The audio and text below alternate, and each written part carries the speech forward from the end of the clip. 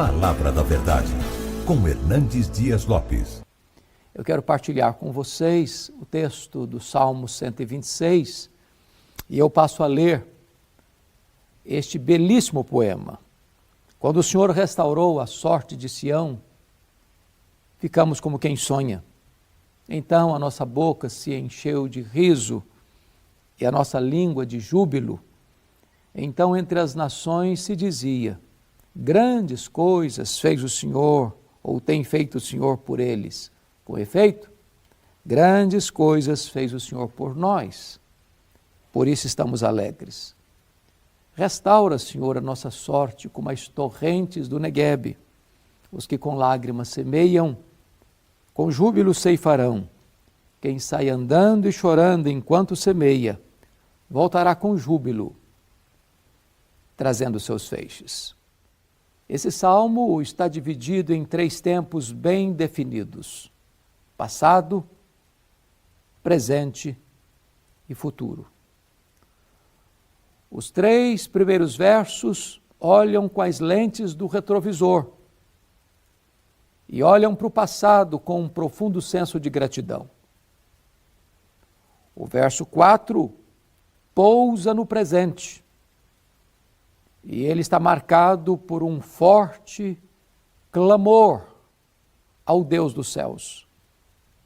Os versos 5 e 6, com a visão do farol alto, olham para frente, para o futuro, para um tempo de esperança e de grande trabalho.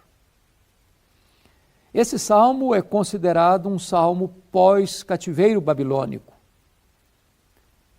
Talvez um dos capítulos mais sombrios da história de Judá, quando Jerusalém foi cercada pelo exército caldeu. E durante 3 cercos, a cidade resistiu. 606, 596, mas em 586, no 3º cerco, a cidade foi tomada. Jerusalém foi arrasada. O templo belíssimo, verdadeiro palácio de mármore bordejado de ouro, construído por Salomão, foi arrasado desde os seus fundamentos. Um mar de sangue na cidade. Crianças, mulheres, pisoteados como lama nas ruas. Um massacre terrível e desumano. O profeta Jeremias, que foi testemunho ocular desta barbárie, chega a dizer que mais felizes foram os que morreram à espada do que aqueles que morreram de fome dentro dos muros de Jerusalém. Muitos foram levados cativos para a Babilônia. E ali, às margens dos rios da Babilônia, aqueles judeus levados prisioneiros e cativos choravam, lembrando de Sião, dependurando suas harpas nos salgueiros. Foram 70 anos de amarga escravidão. Mas dentro da soberana providência divina, do plano eterno de Deus, depois desta disciplina severa, mas amorosa, Deus abre as portas da prisão. Deus traz de volta o seu povo, a sua terra, para dar continuidade ao seu projeto redentor. E este salmo retrata de maneira eloquente e singular este retorno, esta libertação, esta ação soberana da providência de Deus. E então o salmista está aqui rememorando o passado, deste momento da libertação, da restauração, do retorno. E ele começa olhando para o passado assim: quando o Senhor restaurou a sorte de Sião, ficamos como quem sonha. Foi algo maior do que o planejado e o desejado. Não foi a libertação uma ação humana.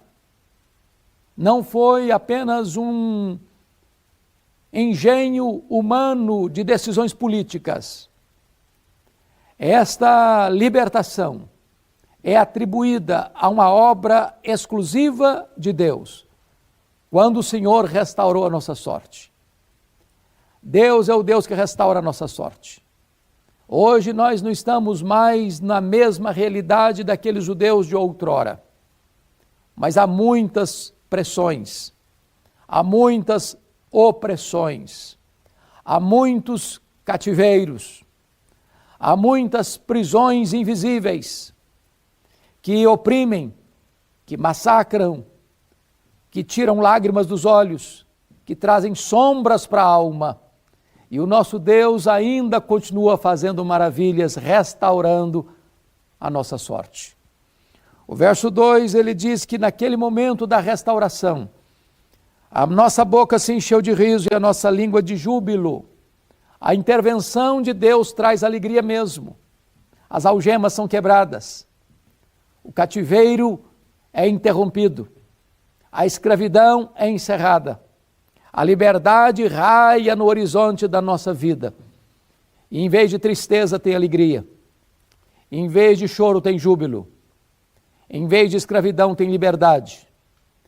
Em vez do cerco do inimigo tem as amplitudes da libertação de Deus. Em lugar da morte prevalece a vida. O texto prossegue e diz: então entre as nações se dizia, grandes coisas o Senhor tem feito por eles. Quando Deus se manifesta na nossa vida salvadoramente, libertadoramente, restauradoramente, este testemunho reverbera para além dos muros da nossa vida, para além das fronteiras da nossa igreja, para além dos horizontes da nossa própria pátria. As nações tornam-se testemunhas desta ação soberana e milagrosa de Deus. O verso 3 prossegue e diz: com efeito, grandes coisas fez o Senhor por nós, por isso estamos alegres. Agora é a reflexão, agora é parar para ponderar, para botar na ponta do lápis, para anotar, verificar o que Deus fez na nossa vida, na nossa família, na nossa igreja, na nossa história, na nossa nação. Este fato não é contado apenas para além dos muros, este fato é considerado para dentro dos muros. E o resultado é um sentimento de gratidão. Hoje, esta igreja pode celebrar com gratidão tudo quanto Deus já fez por vocês. Quantas maravilhas, quantos milagres, quantas intervenções soberanas, quantas libertações extraordinárias, quantas vidas restauradas, quantos que já estavam com a esperança morta, já tinham jogado a toalha e foram recuperados e restaurados. Quantos que estavam à beira da morte e recobraram uma vida. Quantos estavam prisioneiros dos vícios, das mazelas deste mundo que foram libertas. Quantas que estavam mortas nos seus delitos e pecados que receberam vida. Hoje estamos aqui para celebrar com gratidão o que Deus já fez por nós. Mas esse texto não apenas olha para o passado, para as intervenções extraordinárias de Deus no passado, mas agora ele pousa no presente.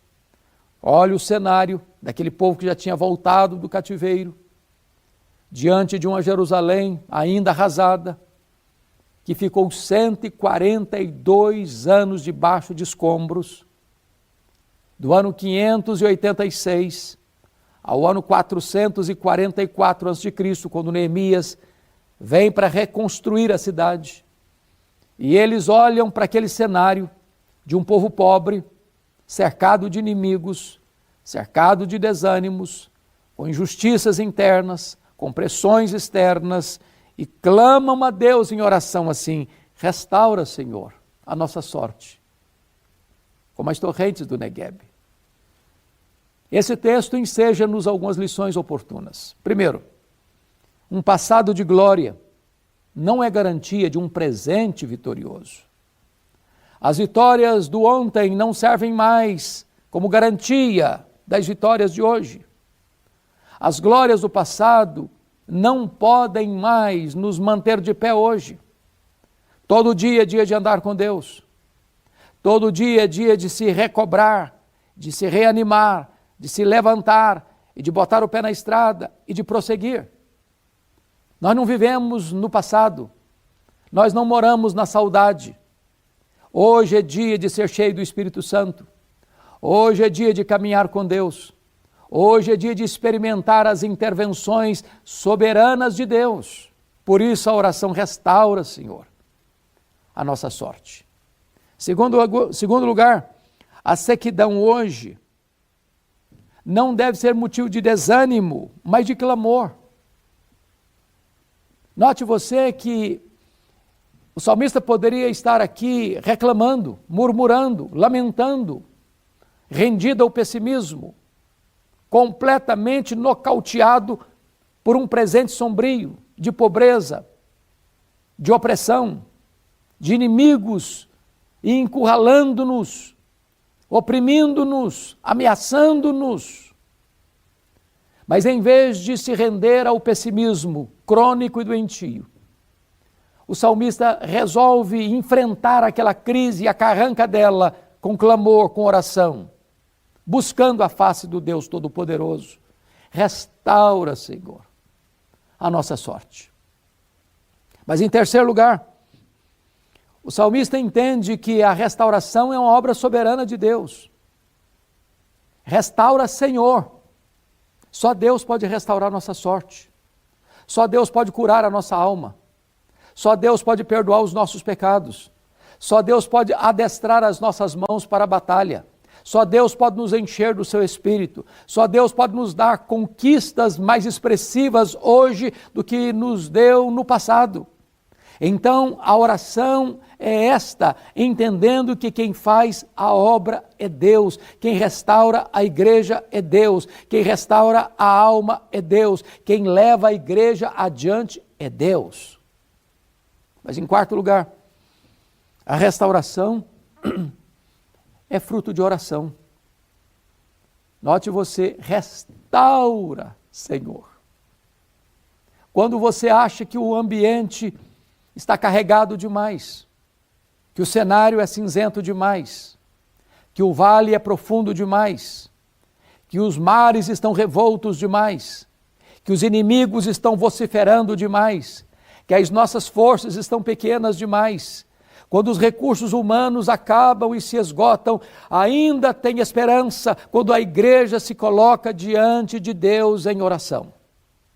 Tudo quanto Deus pode fazer, Deus faz por intermédio da oração do seu povo. A oração conecta a fraqueza humana à onipotência divina. A oração conecta o altar da terra com o trono do céu. Tudo Deus faz mediante o seu propósito, segundo a sua boa, agradável e perfeita vontade, em resposta às orações do seu povo. A oração conecta o altar da terra ao trono do céu. Aquele que está no trono e governa o universo, dirige as nações e governa a sua igreja, é o Deus que escuta as orações do seu povo e age mediante as orações do seu povo. Mas em quinto lugar, note você que a restauração é um milagre do próprio Deus soberano. Por isso o salmista ora assim: restaura, Senhor, a nossa sorte como as torrentes do Neguebe. Para você entender isso aqui, você precisa conhecer esta geografia de Israel. O Neguebe é o maior deserto da Judeia. A Judeia é praticamente toda desertificada. Montanhas, altaneiras, vales profundos, rochedos, pedregulhos, completamente inóspito. Mas de repente, um fenômeno acontece ali. E eu, tendo a bênção de já ter visitado Israel mais de 10 vezes, presenciei esse fato.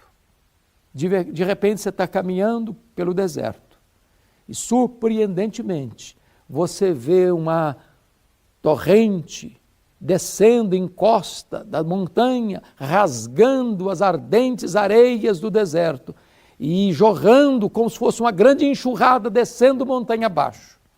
E onde essas águas vão rasgando as entranhas do deserto, tudo vai florescendo, tudo vai frutificando. Ali se transforma num vadi ou num oásis. E reverdece. E frutifica. O salmista está orando porque conhece esta geografia, conhece esse fenômeno, as torrentes do Negueb. E ele está dizendo, meu Deus, a minha vida está árida como o deserto do Negueb. As areias escaldantes, as pedras pontiagudas, o ambiente perigoso. Então Deus faz jorrar no meu coração estas torrentes que descem, que refrescam, que restauram, que renovam, que trazem vida onde a morte está mostrando a sua carranca. Deus é poderoso para restaurar a sua vida, a sua sorte, a sua casa, o seu casamento, a sua família. Deus é poderoso para restaurar a igreja. Deus é poderoso para levantar-nos da situação mais adversa da vida e trazer sobre nós um poderoso reavivamento espiritual, curando a nossa alma. Restaura, Senhor, a nossa sorte, como as torrentes do Negueb. Pois bem, já olhamos os versos 1 a 3, que é a visão do retrovisor, olhando para o passado com gratidão. Acabamos de olhar para o presente, trazendo aos céus o nosso clamor e a nossa oração por restauração. Agora, nos versos 5 e 6, o salmista olha para frente, olha para o futuro. E ele pensa em investimento, em trabalho, em ação, em semeadura. E ele diz assim, no verso de número 5, os que com lágrimas semeiam, com júbilo ceifarão.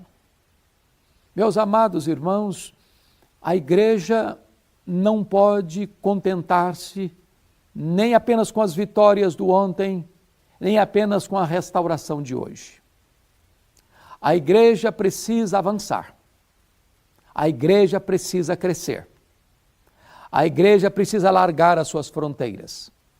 A igreja precisa ser uma videira frutífera junto à fonte que estende seus galhos para além dos muros. É preciso semear. Para que entendamos que as vitórias mais expressivas que já tivemos até hoje sejam medidas mínimas do que Deus há de fazer em nós e através de nós daqui para frente. Não há colheita sem semeadura. Não há crescimento da igreja sem pregação. A fé vem pelo ouvir e ouvir a palavra de Deus. A semeadura é necessária. A semeadura tem que ter senso de urgência. E o salmista é claro na sua expressão, os que com lágrimas semeiam. A semeadura é difícil. Às vezes o terreno é árido. Às vezes o solo está duro. E quando o solo estiver duro, regue-o com as suas próprias lágrimas. A volta é com júbilo. A colheita é farta. Quem pouco semeia, pouco colhe, mas quem semeia com fartura, com abundância ceifará. E eu conclamo esta querida igreja a ser audaciosa, a ser ousada, a se levantar. E cada membro desta comunidade, salva pela graça, se levante como um semeador. Se levante para fazer a obra de Deus, entendendo que esta semente tem vida em si mesma, é a preciosa palavra de Deus.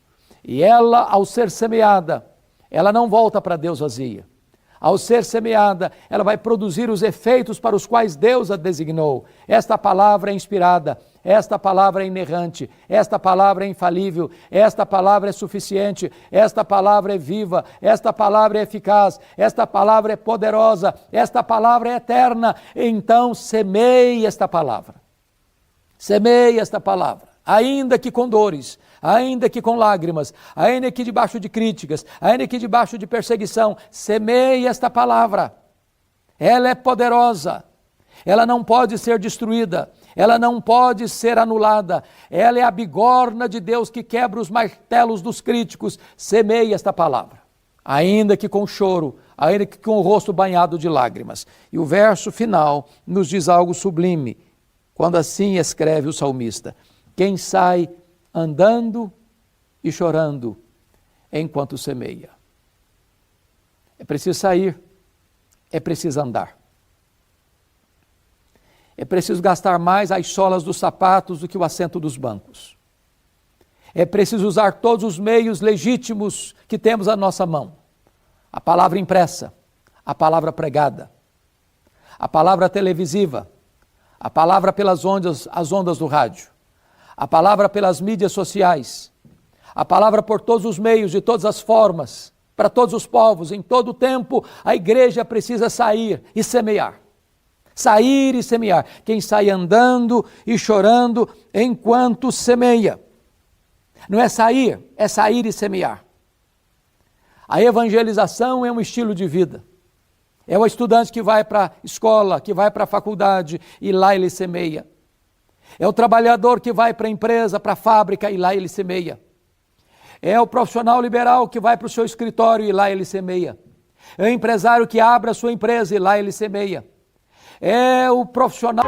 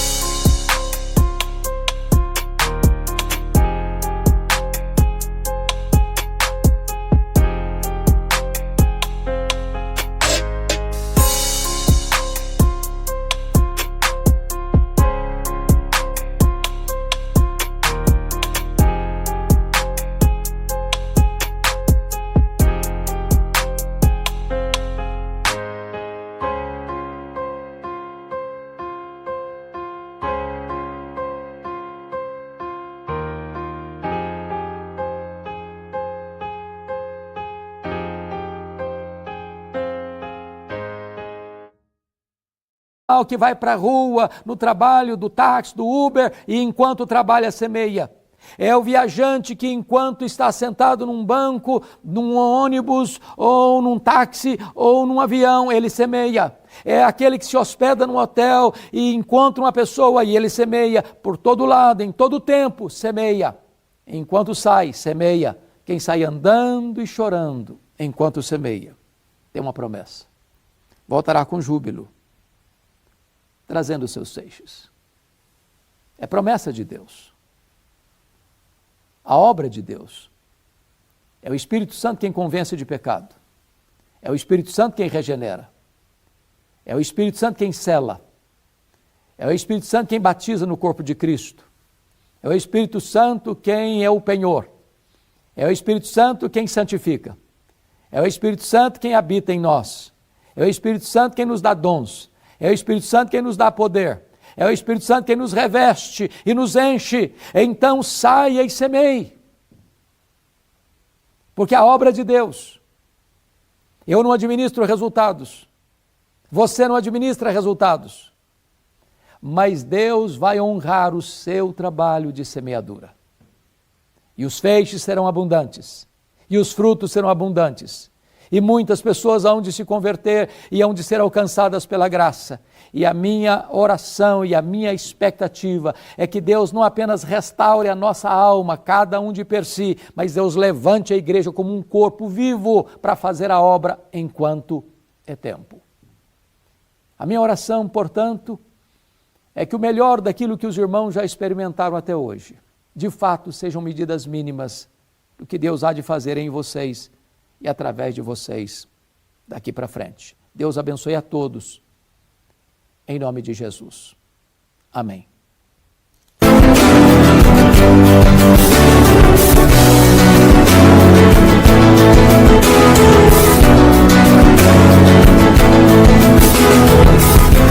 Palavra da Verdade, com Hernandes Dias Lopes.